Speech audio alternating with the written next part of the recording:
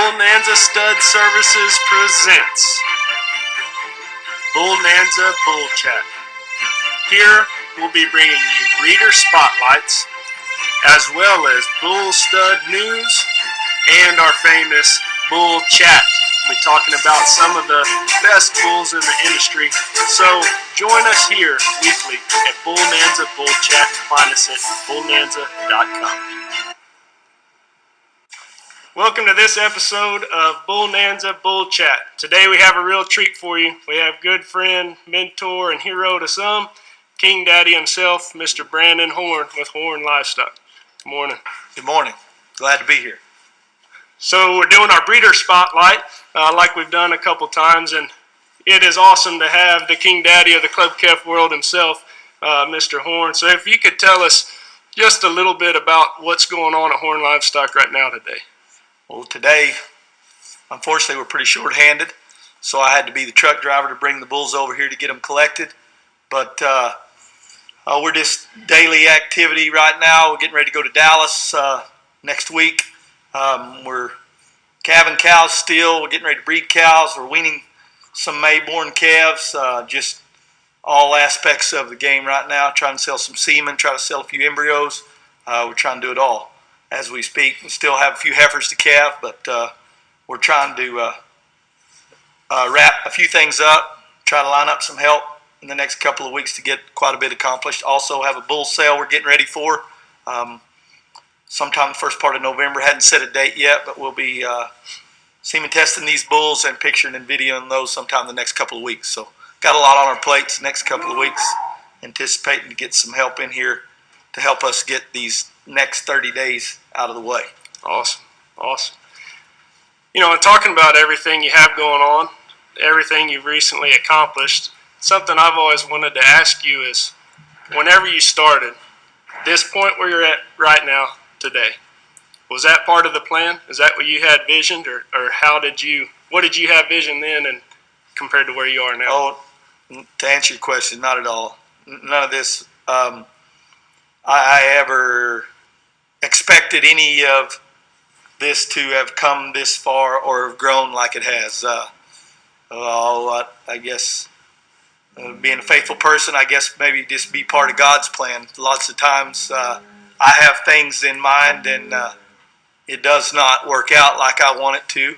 And then I think, wow, I had this planned and that planned, and the good Lord was probably just looking down and laughing. So with that being said, no, when I started, it was, hey, we'll just see if we can't make a living doing this. We've been very blessed and fortunate to be able to do that. And but as far as how it's grown, it overwhelms me. I'm not educated enough to run what we have now. Horn Livestock, basically, and you folks that deal with us on a regular basis can probably tell, it pretty much runs on automatic most of the time. And we just try to do the best we can with what knowledge we have on managing and running the business. I try to continue to mate the cows and think, well, do I need to leave this one a bull, leave that one a bull? Does this need to be cut? Is this heifer right here going to be the next best donor cow we have? Try to keep up with the genetics as far as going through, pushing forward to try to keep a 3 or 4 year advanced plan on what I'm keeping, and trying to keep up with all of the new things that's happening, how we're trying to build them, how we're trying to make them, and something that fits all the industry standards, feet and legs, growth, fertility, things like that. Just trying to do the best as we can at that. Having one child, Jagger's graduated at Texas Tech now, and Avon's at home. We've lightened the load a little bit for show animals in the barn, but seems like I have a hard time keeping as much help as I want and need for the cows and halter breaking the calves and things like that. We try to do too much of it all at one time, and it gets frustrating for a guy like me that tries to keep it all perfect. I'm learning the older I get that it's probably not going to be perfect, and the sooner I learn to accept that, the healthier my relationship with my hired people, my wife, and my kids will be. So, God willing, we're pushing forward to get to that point. You know, and I don't even know if you remember this conversation, but there was something that you had told me one day on the phone, and I was doing one of those things that I feel like probably a lot of people in our industry do, especially those getting started and are extra hungry. I was doing what Jim Williams would call that overthinking. Oh, yeah. And we sit down and try to develop this perfect plan. Absolutely. And end up never even working the plan. Correct. Because we can't ever get it perfect.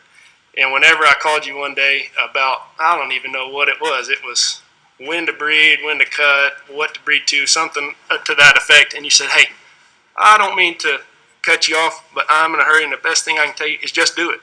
Hung up the phone. And I started thinking about that. I said, and it makes sense with what you said, how you didn't plan to get here, but every second of every day you just did it. Right. You just put your nose to the grindstone and worked. Absolutely. Nowadays, not to cut you off, but I'm doing a little too much of that overthinking. Instead of head down, feet moving, keep also just do it. Jim would say is that's that Oklahoma coming out of you. That's right. That's right. I'm aggressive and move at a rapid pace most of the time, so the people that know me can understand that happening, and it still happens. So, but too many times now that I try to overthink the plan, and I ask guidance from good Lord on a daily basis. Let me do this right. Let this happen like you want it to happen instead of how I want it to happen, and show me the way. So that's an interesting concept. If you wouldn't mind, where did your faith start, and how? I guess what's been the catalyst of its growth?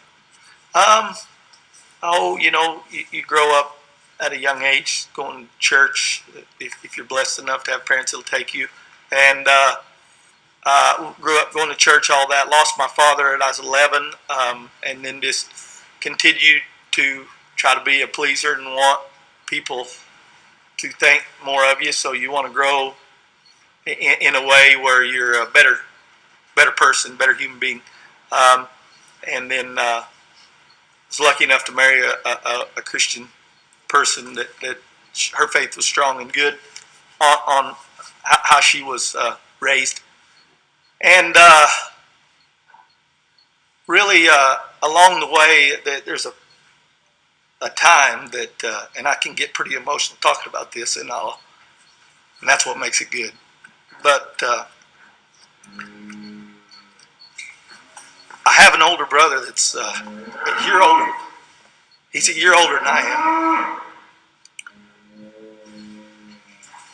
This is probably 12, going almost 12 and a half years ago, because I got a devotional that I send out, and a lot of people get it. But I got up early one morning at my mother's for Christmas. My older brother was there. He was around the kitchen table, had his Bible open. It's 5:30 of the morning. He was reading, having a cup of coffee. I walked in there and I said, "What are you reading?" He said, "Oh, just reading a devotional I like to read every morning, and then like to dig in and get some of these scriptures." And the dumbest thing you could possibly say within a few seconds come out of my mouth. And it's a moment I'll never forget. I said, "Oh, I think that's awesome. I wish I had the time to do something like that." But I said, I get up early and I go hard and I do this and that.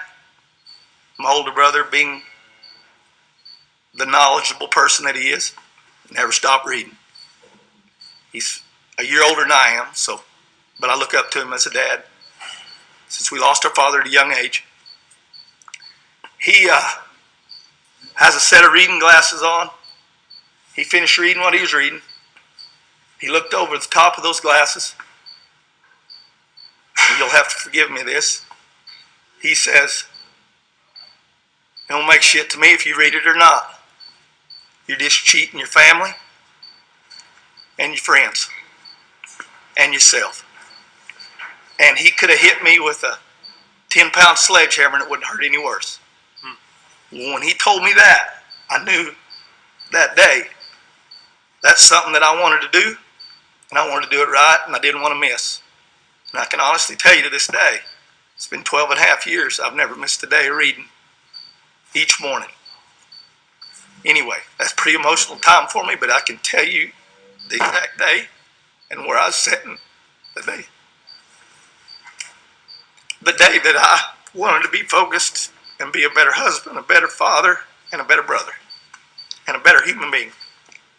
Sorry about the emotions.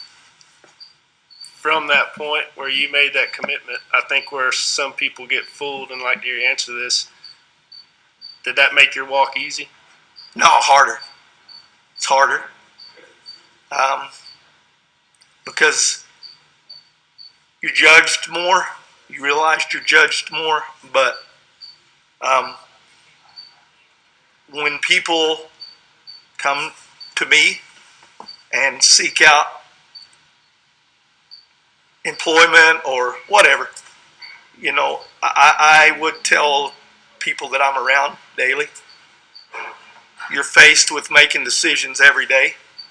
We're taught at a young age to make decisions, right or wrong. Pretty much all of us know the right decision to make. Morally and ethically, get used to making the right decisions when you're faced with them. And then those right decisions become easier on a daily basis. They're hard at first, but it seems, you know, and you seek counsel from people that you admire and you look up to and you trust to make good decisions in those cases, whether it be relationships or a business decision. And so I try to seek people that I admire and do the right things that way. I don't want anybody to think that I'm perfect. I make a lot of bad decisions. And I make a lot of dumb decisions. We all have demons, and we all deal with those. It's how we choose to deal with them and what we choose to do after we've made a bad decision on making them better. Me and you've gotten an argument before we've left, before we finished our conversation. We agreed to disagree and not let it hinder what we were trying to do as business and as friendship. Yeah. And I think when we can overcome those things, that's what makes us, in my mind, a better person. And if we're trying to be the best we can be, why can't we swallow our pride and do what we need to do the right way, no matter if it's a difference of an opinion or not? You know, this is weird because, one, I didn't even know that you'd be the one to end up driving today and have time to do this. But last night I was thinking about the concept of people with the misconception once they start a walk of faith. Yes, sir. That it then gets easy. And I was trying to come up with think of an analogy that would help say how it really is. And I started thinking of a boxer, you know, like Conor McGregor or all these great fighters, right? The average person has never gotten punched in the face, never gotten knocked out, probably never bled their own blood because someone else inflicted it on them. And these guys are champions because they've gotten hit in the face and knocked out and bled I don't know how many times. Right.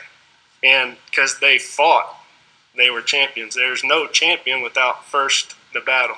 Absolutely. And the fight. And so even though they're undefeated, even though they end up being crowned champions, it's because of how many times they got hit.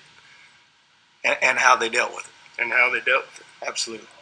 I agree with that. You know, that people still quote it today. Mike Tyson. Everybody's got a plan until they get punched in the face. And then so how real I think of that when I'm in certain situations. Yeah, you think you've got a plan until you get punched in the face. Now what's your plan? So adversity is something you definitely need a strong faith, in my mind, to be successful. We're all going to go through adversity. If you've got a strong faith and believe in what you're doing and why you're doing it, that's what makes things, sure, a lot more successful. Yeah. Another question I have, and this is going to stem from conversations I've had with our good buddy Hunter Soap.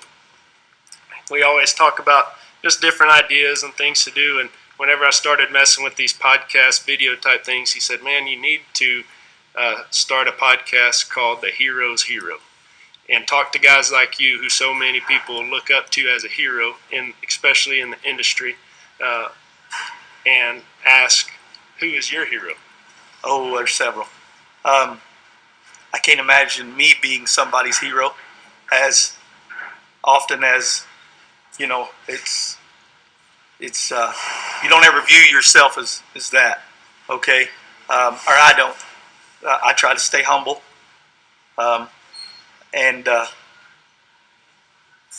before we get any further, I told Wade Rogers this, and I think that he had quoted it on a podcast, but I'd heard this from a baseball coach one time, and there's two kinds of people in this world, those that are humble and those that are about to be, and how true that is. And there's only one other thing I add to that. Usually when I hear that is the other thing is karma is still undefeated, and it always will be.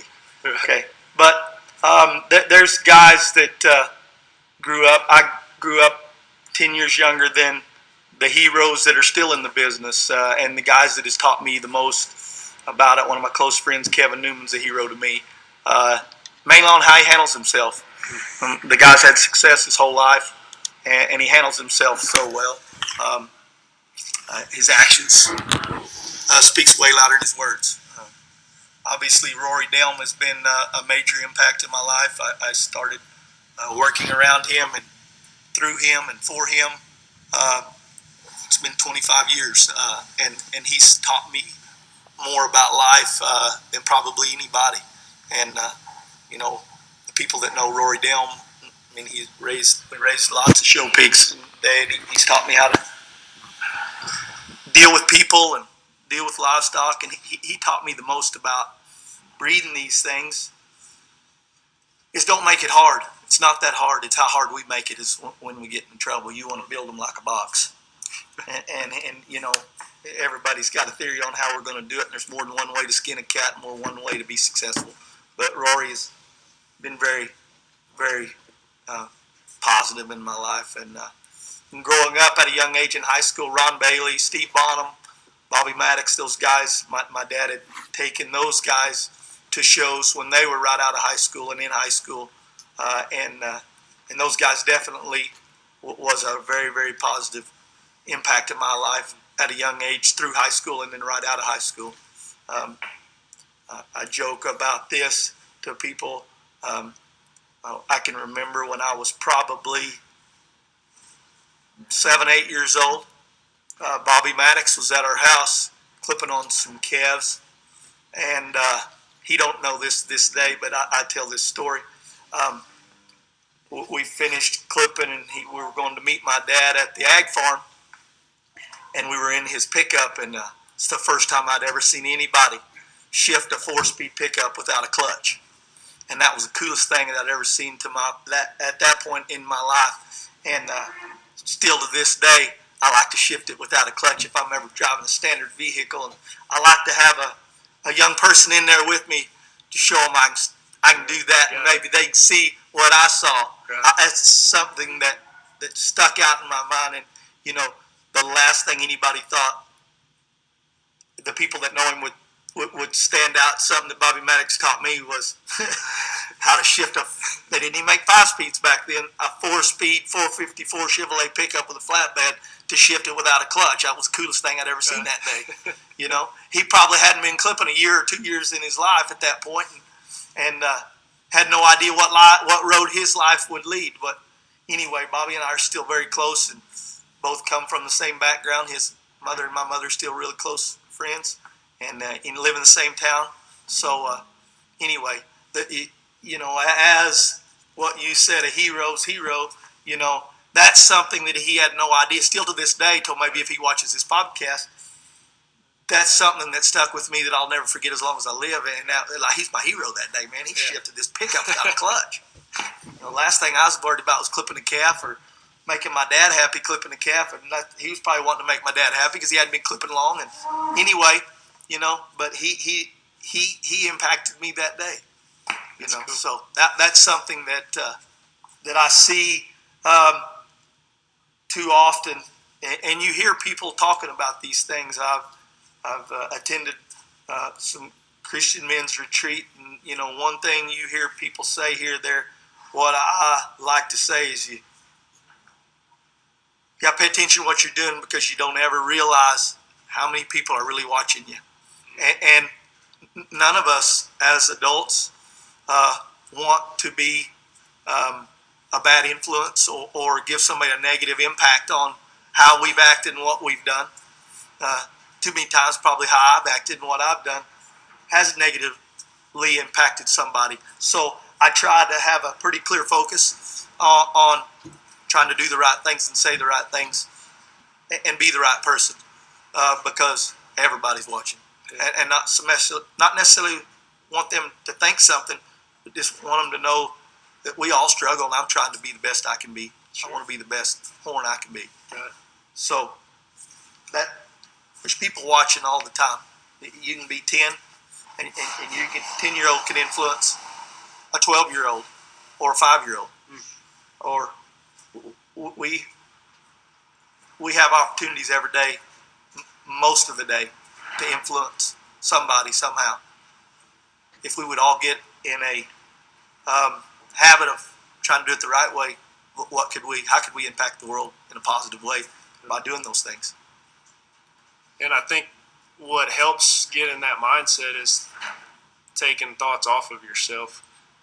We're put, God is love, and if we're His creation and we're to love like He loved, His love was sacrificial love for others. Absolutely. And so to live your life serving someone else rather than serving yourself changes your heart and changes your mind on how you attack certain situations. Yes, sir. I think pride and selfishness is probably the two things that attack most of us. Absolutely. Whenever we do fall. So, this is Bullnanza Bull Chats. I'd like to know, what's the most common type question you get from people? Is it about breeding stock? Is it about how to raise this calf to be a winner? Is it about show day stuff? What's the most common thing people come to you for? Right now, it's for sure. How's this bull going to work? What bull do I need to breed these cows to? That's the most common question I get asked, and we're all searching for the next one. So we kind of got to go with what the one that brought you to the dance. I still am as big a believer in business done right as any bull that I've ever had, and it's because he consistently makes a solid calf. He consistently keeps the birth weights right. He consistently makes the color good, and he's a sire dingo we trust. So. All that being said, and then they go, well, what's the next one? So we're all trying to make him. So, I think as we move forward, as you well know, with your testing, Bullnanza does the testing, genetic testing for the genetic defects in these cattle. This is something crossing over, as we've got 3 pretty major genetic defects. The TH, the PHA, and the DS. And the DS is kind of, in my mind, coming alive. Yeah. As I've before never tested for DS, and then we do have tests for it now that's readily available for us to see. So in the last 18 months, I think it's probably what it's been, maybe 2 years, we started testing all the animals for DS. And me seeing how many of them come positive, and me trying to learn a little more about it as we get a live animal, and which ones are infected and which ones are not. I think that's something, whether it's DS or whatever we're faced with, that's something we're going to have to address. So sure, I'm searching for one that's triple clean and one that's can have the ability to generate. When I started with these bulls, nobody thought that these TH clean bulls could generate, and hopefully hold that thought. The very first time I ever went to Horn Livestock, I was nervous as can be. He was pumped up with me because I showed up on time, and I was mad at myself because I wanted to get there 30 minutes early, and I hit every red light and then almost ran out of gas and had to stop and get gas. And we were riding around, and this was just about the time where TH and PHA started becoming a thing. And myself was mad that people were purposely leaving it in. And so whenever I brought it up to you, he said, "Oh, these winners got it," but he said, "You don't worry about that, Bush. In 5 years, I'm gonna make you a clean, great one, and he's gonna win a show, and a clean one can win a show." And you did it within 5 years. Yes, well, it worked that time. Anyway, I do think we've got to try to keep them as maternal as we can. But more than anything, they have to generate. And I can honestly say we're blessed enough to have a few of those bulls that have been able to do that. So that's as we're dealing with that DS as it's coming along, and we're getting these, we're still in the beginning stages of it at our place. Some of you guys out there that's been raising these things might have been knocking them in the head and throwing them in the ditch for several years. I don't know. But not dealing with much of it. So that's what I'm challenged with right now is I want to make a triple clean bull that can generate a winner, not just TH and PHA. And I've been working on this for 10 or 15 years to make the right, wanted to say double clean bull back then, but now triple clean bull that can throw big hair. Big hair. So that's my challenge. And at the same time, there's a bunch of positive effects that these DS carriers bring as well, isn't it? Yes. Oh, yes. And all of it, no more education than I have. It's speculation, but when you have a real soft-footed one, and he's hairy, and we're all after this term that is really getting used loosely, squishy-footed. All right? When you have a squishy-footed, big-bellied, soft-haired one, that looks like the one that everybody gravitates to, whether it be a judge or an onlooker at the show or the guy that exhibited. Everybody's going to gravitate toward this one animal, and we're all after this one animal. You can pretty much bet that thing's, after we are testing our females and our males, you can pretty much bet 9 times out of 10 that calf. Luke Strecker worked for me for several years and still helps me and does work for me, but it's not full-time. He calls it the new double dirty. And I've said, what are you trying to get across to me with that word? He said the new double dirty is TH and DS. All the good ones have that. The old double dirty to us, because in our mind, there wasn't DS. We'd heard of it, but we didn't test for it. That's before you come along. So anyway, so he says, yeah, the new double dirty.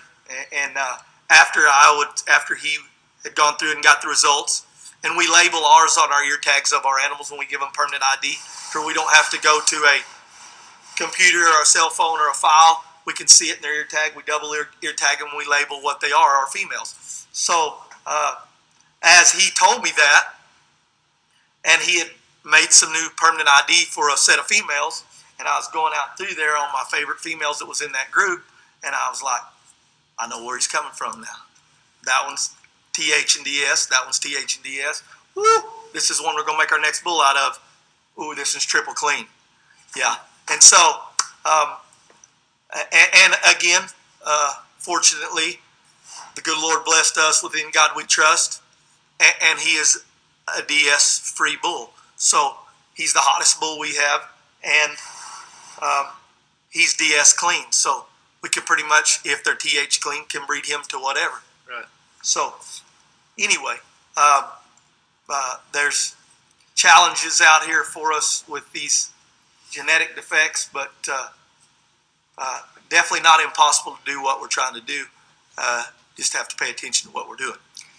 Something I've, as a breeder, I probably in the whole industry, I'm most driven by breeding. That's what fires me up, is just thinking of this mating and then seeing the results, almost like artwork for me. And you're good at it. I appreciate it. I get lucky. You just throw enough darts, sometimes you get lucky. What I admire about your the way you've bred stuff from the time that I've known you is you're aggressive and always chasing the next generation, but at the same time you're smart enough to use Solid Gold, use In God We Trust, use BDR whenever they're relevant. So the first time I went out there, you had Solid Gold. Actually, Solid Gold, I guess it was one, had just died the night before I showed up. Yes, that's right. I remember that. And you had a set of the yearling. I showed you right where he died. Yep. But what was interesting is you had pastures of about 20 to 30 cows with young bulls in there. Yes. And you said you'd AI them, put those bulls on, try them out, and then next year you do it all over again with the new set. And for the most part, you kind of still do that. I was just fixing to say, probably guilty of still doing that. With that being said, and you said, I forgot how you worded it just before that last bit you talked about, but try to make that next one. So I'm using a bull that goes back to this certain cow and this bull, and his genetics in my mind. You used this terminology one time to me, and I've repeated it several times.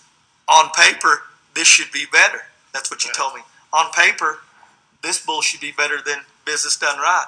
I said, yeah, but we don't judge him on paper, but you're exactly right. On paper, he should be better.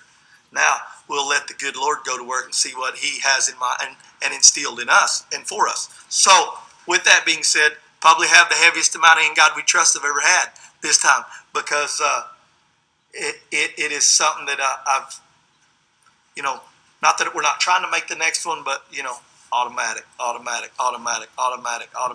So, might as well go with that bull. He's not getting any younger, so might try to make that next son out of him. Right. Out of that cow that's automatic.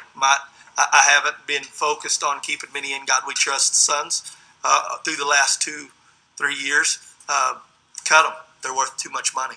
And so in the last 12 months, with his age climbing up there, not getting any younger, we have kept several sons of him, clean or dirty. So anyway, I still like what you were saying, and everybody go, "Hi, that bull never. What about this bull? He never ever. I see you've got some great females out of him. You have some good steers, but you never used him much." I said, "Yeah, because Business Done Right was the next year. Business Done Right come along the next year, so it kind of knocked him out. Not that he still can't raise a good one, and the same thing went for we can't say that yet about In God We Trust, but those things being said, timing on these things in our mind as we're trying to keep the next one, make the best one, it's such a timing issue where the northern guys, the guys, say north of the Red River, north of Oklahoma line, where they've got their shows, and me not raising enough springborns for my bulls, and then so I have a fall born, and that bull, he really can't get experienced and used by those guys till we've got a whole set calf crop out of him, unless he was a late fall and that's basically what In God We Trust was. And his first collection, I won't ever forget. When I walked up on In God We Trust is no different than when I walked up on Solid Gold. It was the most unique thing I'd seen to that point. Boom, this is a bull. Here we go. So that being said, the very first semen that we got collected on In God We Trust so I bred him to the tallest, oldest cows I had, and I say older because they were a generation bigger. The In God We Trust first matings raised a breed champion in Houston out of a full throttle, full flush type bred cow that I purchased from Kevin Newman, one of the first cows I bought, and she's a big cow.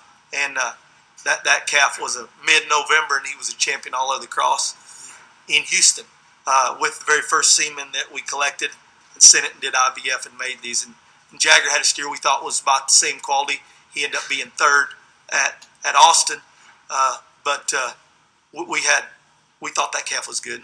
So I'd raised a couple of flush litters of them, two different cows, two flushes, and those females really generated well out of those two as well. And they were bigger cattle, and then it was just, wow, he can do this and he can do that and he can do that we got to experience later. Right. So anyway, it's timing too. Well, and I think a popular word going around right now in the business world would be shift, especially when COVID hit and stuff. Do you just put your head in the sand and keep doing what you're doing with technology changing things? Do you try to keep doing what you're doing and get put out like Blockbuster? Breeding cattle is no different. You can swallow your pride at a time you think something's going to work, but this one really is, and shift and go on to it. And I think that's what you're great at. And at the same time, you're great at it because you have a lot of options because you keep right. stuffed bulls. And yeah, I see that. Human nature, the general public, they don't really like to see anybody succeed. Mm-hmm. And the biggest question for the first, through this middle part, hopefully it's about over, but through this pandemic that the people are involved in the industry, people you see in your community. So, man, how'd this affect your business? I bet y'all starving to death out there. And I said, no, actually, it's the best year we've ever had. Yeah. We've kind of got rid of all you tire kickers, and we've got into some people that are really focused on doing the right things and doing things right and are serious about showing cattle, serious about breeding cattle. We've got rid of the negativity of the people that's riding the fence. Yeah. The fence bucked them off. We've got the people now that are hungry and enthusiastic about raising cattle, breeding cattle, and showing cattle. And those are the kind of people that I like to gravitate to. Yeah. So I think we can choose to be negative about what's happened, but we really need to have a control of what's happened. Let's take the positive things out of this and run with it. And, pray about the right decisions to make and let the good Lord lead. I don't want to cut a great conversation short, but I want to be respectful of your time. I'm going to leave our audience with one final thought or question from you, if you don't mind. Looking back on all the sacrifice, all the work, all the times you weren't playing, you were working, and I know for us we enjoy what we do, and so we don't really view it that way. But there is a lot of sacrifice in relationships and family, and looking back, is it worth it? Oh, definitely. It's taken a lot of years for my wife to not buy into it. She's bought into it from the word go, but to see that this is how we're driven, and she's got my back now. There's no doubt about it. In the first 10 years we were married, I don't know if she thought it was all worth it, or heck, I didn't know if it was worth it. I just had my head down and feet moving because it's the only thing I knew and it's what I wanted to do, and I wanted to be successful at it. We all want to be successful at whatever we endure and try for. So, without a doubt, there's been several times I hadn't been the best dad because I wasn't there. There's been several times I hadn't been the best husband because I wasn't there.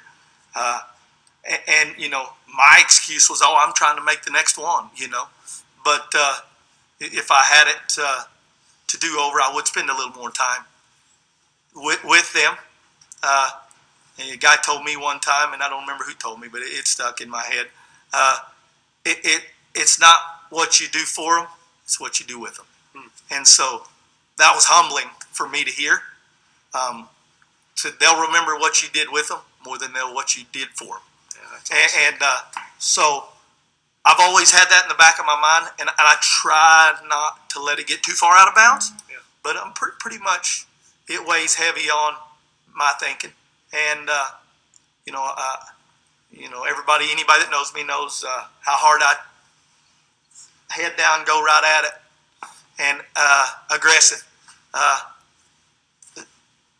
Probably wouldn't want to change any of that except for maybe just throttle it back a little bit when I could have that family time. I didn't have to spend those extra 30 minutes at that barn and miss opening the first gift and get there for the third gift. Yeah. Yeah. So anyway, don't forget the ones you love at home that are sacrificing on what you're sacrificing, because that's where it all. Without them, it would have been an empty place in my life, and I know for sure I wouldn't be half as successful on making any of this work without them. Yeah. And I think the older you get and the wiser you get, and hey, I'm getting tired. It's time to slow down just a little. So I can finally, as ignorant as I am, can see, man, I need to breathe through my nose. I need to practice what I preach instead of just saying it. Right. I need to maybe throttle it down just a little from time to time. I don't think we could ever take the go all the way out of you. Well, this has been an awesome episode of Bullnanza Bull Chat with my real good friend and King Daddy of the Club Calf business. That saying was dubbed by the Rory Dwellin, so yeah. we can't say he's wrong. We'll just roll with it. Rory D's the man. We're going to go load up your bulls, finish collecting some. Thank y'all for tuning in and hanging out with us. This is your episode of Bullnanza Bull Chat. We're just talking some bull. Proud to be here. Yes. Thanks for the opportunity. Thank you.